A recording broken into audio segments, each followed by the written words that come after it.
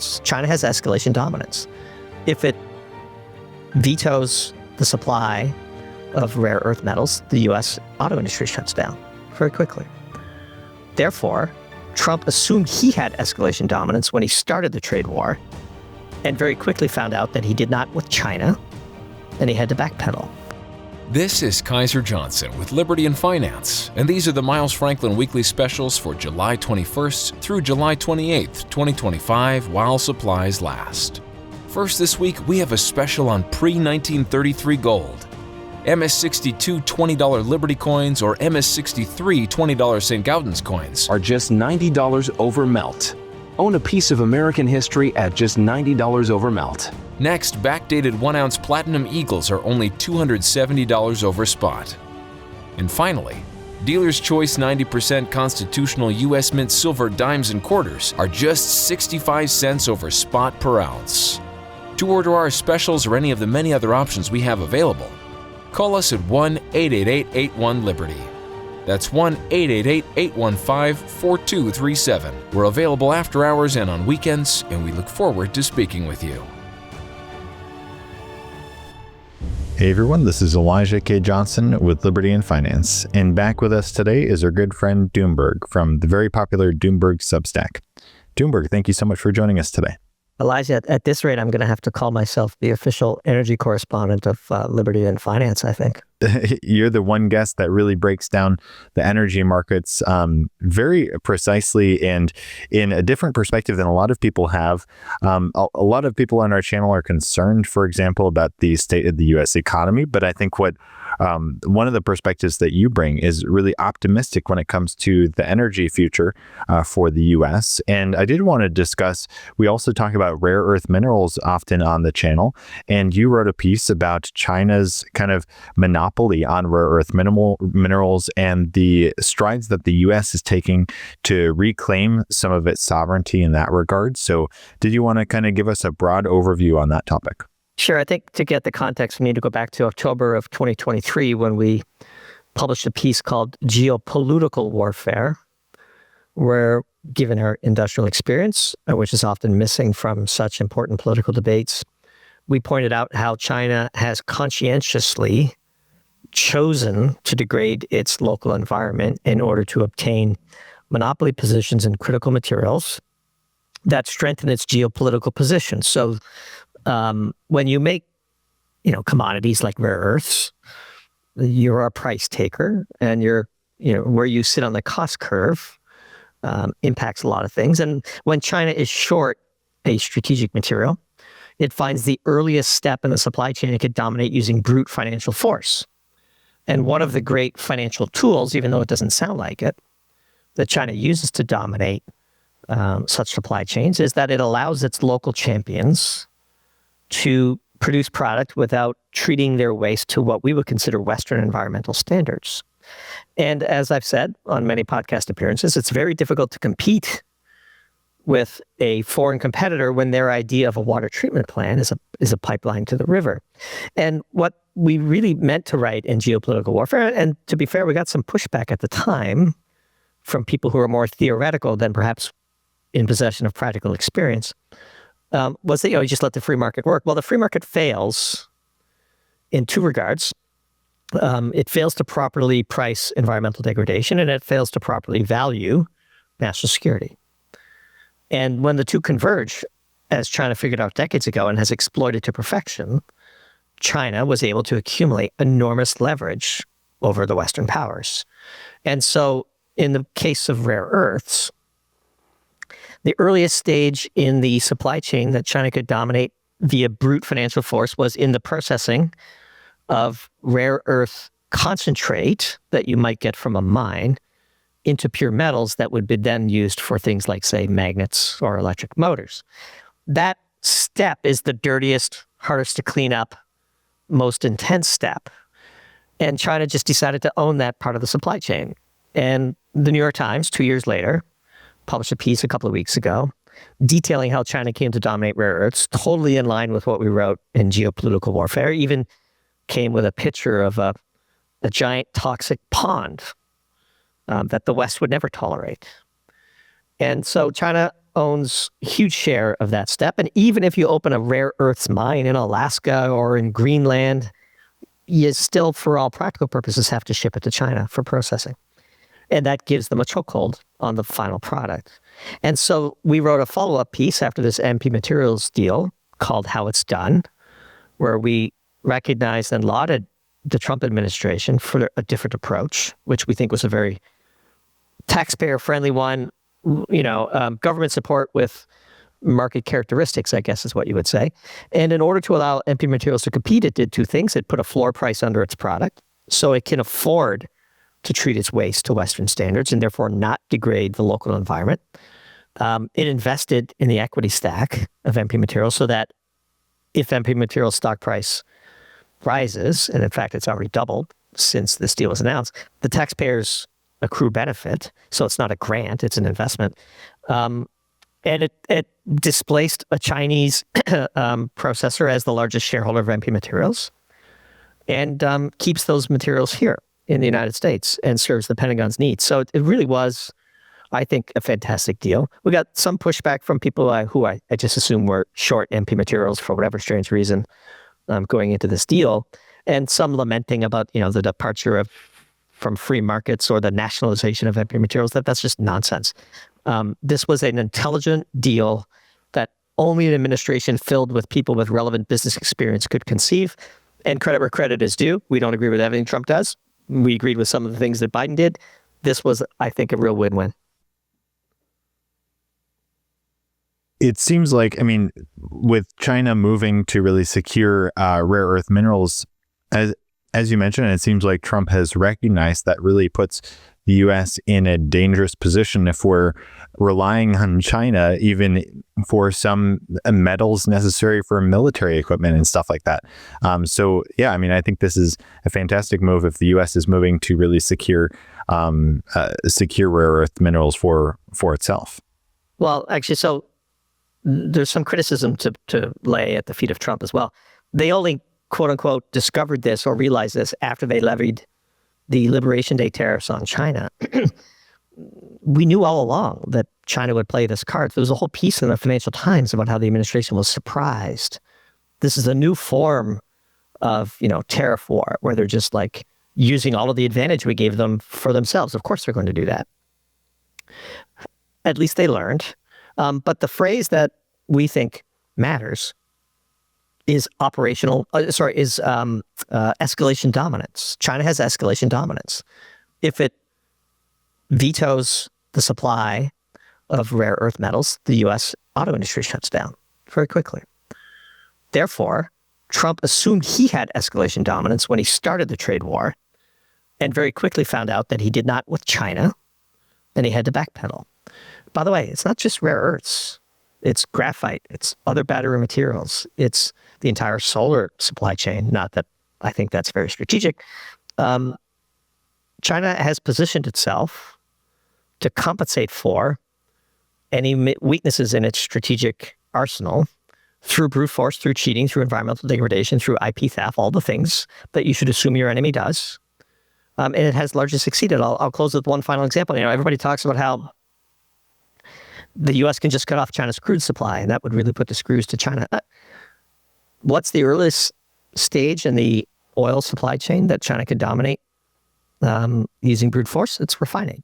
China has a capacity to refine more oil into jet fuel, diesel, and gasoline than even the U.S. It's close. The U.S. typically refines more than China, but China has a capacity to refine more than we do. And if China is ever cut off of its crude, there's going to be an awful lot of countries who are going to feel that pain, because you're going to see skyrocketing prices for jet fuel, diesel, and gasoline that are intolerable to the West, that would crash our economies. And so it's a pattern we've seen over and over again. We've written about it half a dozen different ways. But finally, the administration is doing what we believe is the correct thing, which is to allow Western companies to produce critical materials in a way that doesn't degrade our environment. The free market is broken for these materials because it has failed to properly price environmental and national security risks, and therefore the market has failed. Well, when you have a failed market, you need to intervene. And they've done so in the most business-friendly way and the most taxpayer-friendly way. It's already more than doubled its investment on MP Materials. Perhaps even another double over that, depending on the number of warrants they got, struck at $30. And so it's a good deal. Good deal for MP Materials. Good deal for the Department of Defense. Good deal for tax holders. It's hard to find something to criticize here. Now, do you see this impacting, I guess, commodity prices with respect to specifically rare earth metal prices? Do you see prices falling, or how do you see that market being impacted? It's not a market. So, I mean, again, one of the things that people get confused about is when they see a benchmark price, they think there's actually real customers and producers transacting at that price. And that's not always the case. And that's clearly not going to be the case here. The DoD has a contract, take or pay, a sort of guaranteed offtake agreement for whatever MP Materials produces.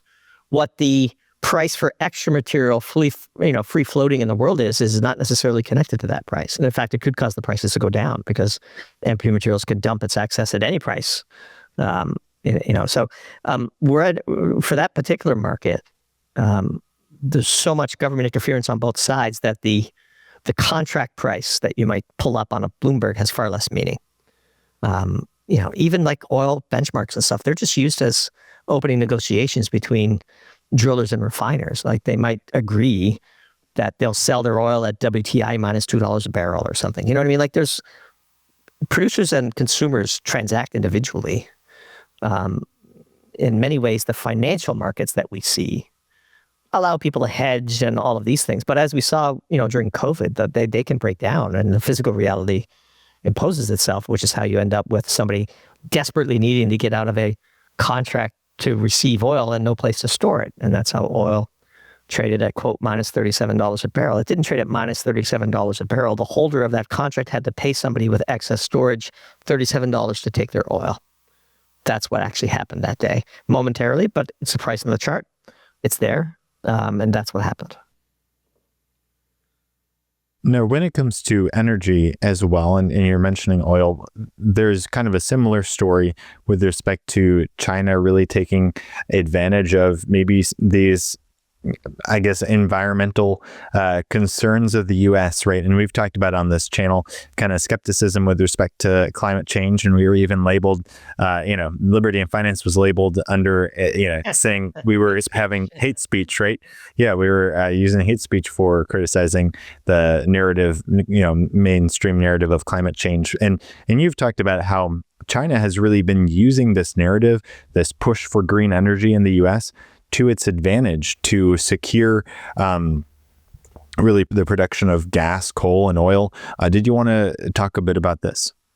Yeah, we published a piece on July 8th called Hoodwinked, and the social preview was how China hijacked climate fears to achieve global supremacy. China consumes way more coal than every other country on the planet combined. China's coal production alone is 15% of the world's total energy supply. They burn it all.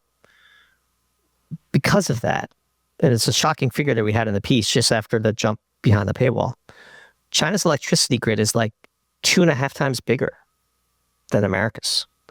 And there's no stronger proxy for economic power than how much electricity you can produce. It's very refined energy. It's incredibly useful. By definition, if you produce it, somebody used it because of load matching.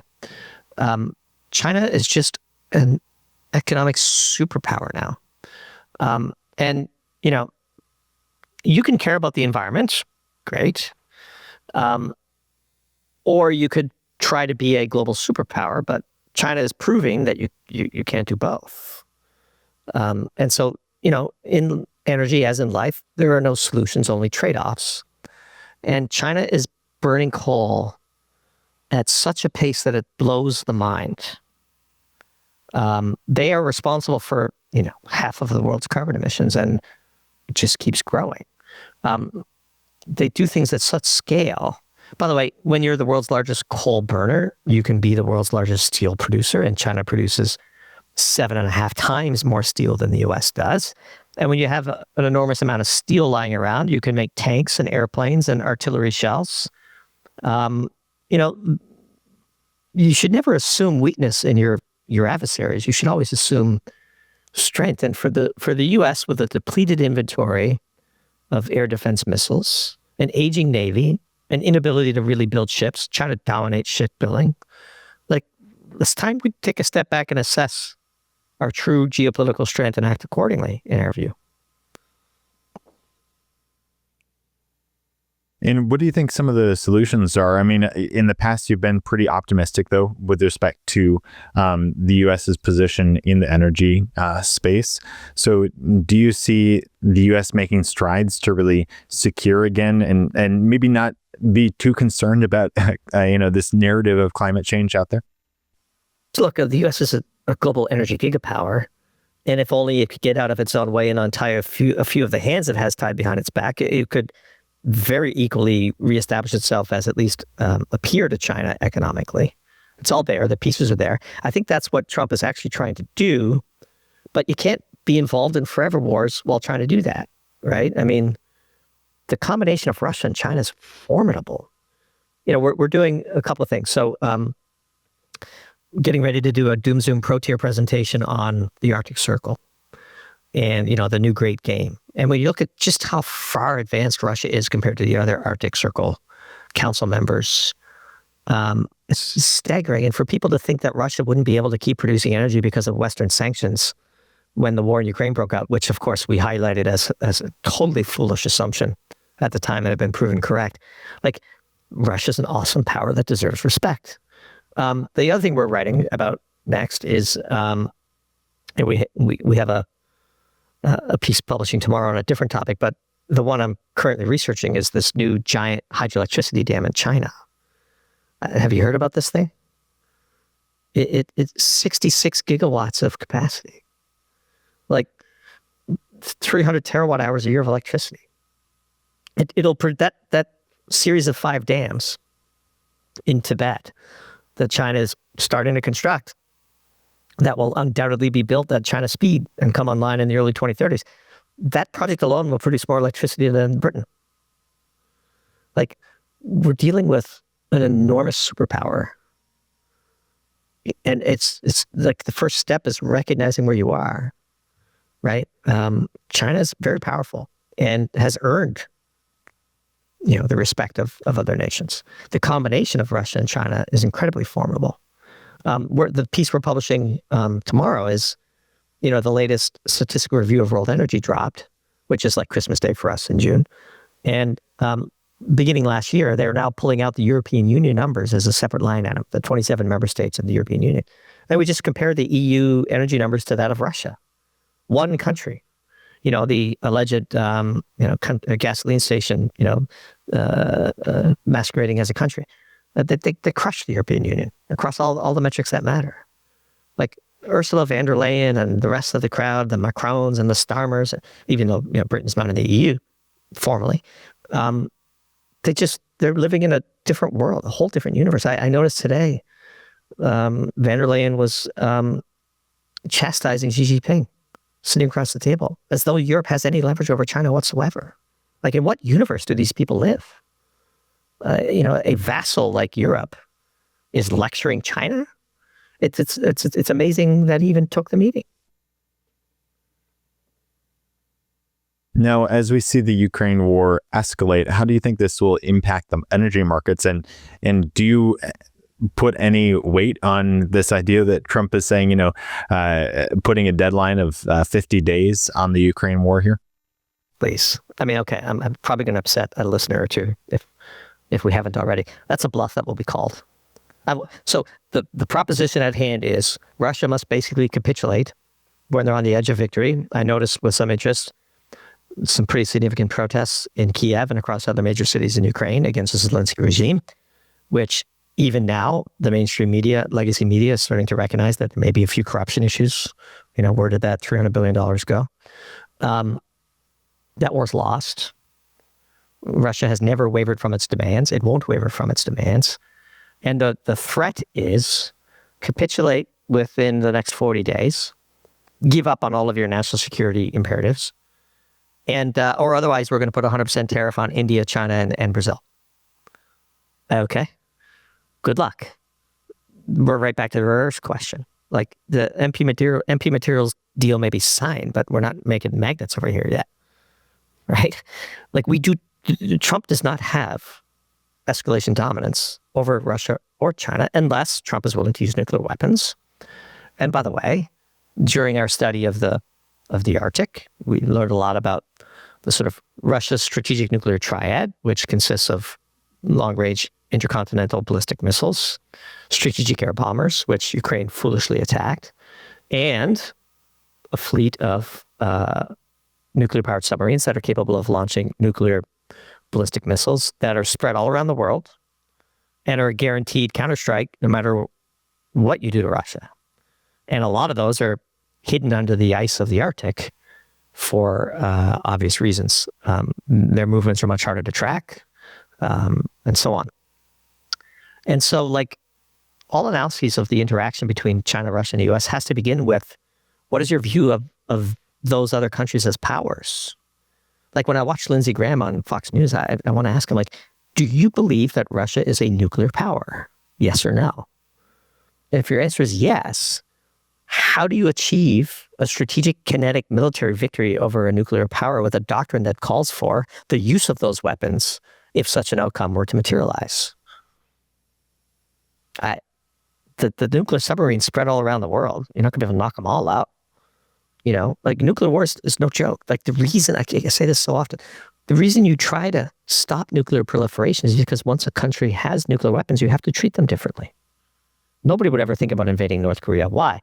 North Korea has nuclear weapons. By targeting Iranian nuclear facilities, for example, the message to the rest of the world, thinking about whether or not they should embark down the road of enrichment and proliferation, is you better do it soon. Otherwise, you're going to get bombed too. It's very dangerous times we're living in. These questions are very nuanced. And, sometimes the West acts like it's the 1980s, but it's not the 1980s anymore. And we do see, I mean, as you mentioned, it's very dangerous times we live in, and there's a lot of uncertainty. And another element of uncertainty is this trade war that Trump has been engaging in. We see negotiations, though, happening with Japan, a deal just made. And people I think the market is probably banking on deals being made with the EU and China here before this August 1st deadline here. What is your perspective on the current state of the trade conflicts? Here, I'll give Trump some credit. I think, look, you have to partition the tariffs into three camps. U.S. allies that depend on the U.S. Department of Defense for their own national security, U.S. geopolitical adversaries, and then countries that don't really matter. And the countries that don't really matter, small, don't do much trade, it's fine. Who cares? The allies of the U.S., I think Trump's done a smart thing. He came out very extreme, and looks like the number is going to be 15%. It'll be 15% for Japan, 15% for the EU, probably something similar for Canada. But it's with the geopolitical adversaries where it's going to be hard. And the kind of deal that he might be able to strike with China, and we'll see. But I think, if you would have said that Trump would basically get universal tariffs of 15%, people would have been surprised. And that actually is probably a pretty significant accomplishment that will indeed allow for the U.S. to begin to do the very necessary thing of onshoring, reshoring, friendshoring the military-industrial complex and other critical industries that have been allowed to decay away and gobbled up by China. So it seems like a positive move for the U.S. And also, I mean, there's been reports of the amount of revenue that the tariffs are actually bringing in. Do you think this solves in any way the U.S. fiscal situation right now? I mean, it contributes to the solution of it in the same way that artificially creating a cryptomania does, because then, you get all these stable coins that have to park their money in short-term treasuries, and you get an artificial bid for short-term treasuries. The U.S. fiscal situation is very precarious, and anything that can help alleviate that pressure is welcome. It won't be the solution. It'll be a contributor. Every 100 billion counts. I'd bend over to pick up 100 billion. I think you would too. And so, yeah, it's not going to hurt. That's for sure. And to the extent that all of these sort of headline investment numbers of, foreign countries contributing to the sort of rearmament of U.S. manufacturing, to the extent even a fraction of that materializes, it could be quite bullish for the economy. We're seeing it in the private markets today. There's an enormous amount of money flowing into the U.S. And we see it. And we're seeing the beginnings of little bubbles, actually, but that's probably a topic for another day. But yeah, I think that's a valuable thing that he has done. By the way, totally unconstitutional, like just as an aside, like taxing power lies with Congress, and Trump is utterly abusing whatever loophole he originally used to justify Liberation Day tariffs. This is clearly nothing to do with, the basis of his emergency declaration or whatever it was. But is what it is. Congress is not proactively reclaiming its constitutional authority. And so, but I guess by omission, it is nodding that Trump is okay to do this. But this is clearly unconstitutional. Not that Trump cares about such things, but it is what it is. Well, Doomberg, we always appreciate your time. If our viewers are interested in learning more, they can go to Doomberg.com. Before we let you go, any last thoughts for our viewers? And do you want to share with your viewers, I guess, your last thoughts, your big overview of geopolitics, energy at the moment? Let's put that aside. I think let's let our last thoughts be to rest in peace for Hulk Hogan, who was a true American, uniquely American individual. Grew up watching Hulk Hogan. Was interested to watch his reemergence onto the political scene. The news of his passing crossed the wires, an hour before you and I sat down to record this. A true American original left this planet today, and may his soul rest in peace. Same sentiment here. Thank you so much, Doomberg, for your time, and you have a good day, and God bless. God bless. This is Kaiser Johnson with Liberty and Finance, and these are the Miles Franklin Weekly Specials for July 21st through July 28th, 2025, while supplies last. First this week, we have a special on pre-1933 gold. MS-62 $20 Liberty coins or MS-63 $20 St. Gaudens coins are just $90 over melt. Own a piece of American history at just $90 over melt. Next, backdated 1-ounce platinum eagles are only $270 over spot. And finally, Dealer's Choice 90% constitutional U.S. Mint silver dimes and quarters are just 65 cents over spot per ounce. To order our specials or any of the many other options we have available, call us at 1-888-81-LIBERTY. That's 1-888-815-4237. We're available after hours and on weekends, and we look forward to speaking with you.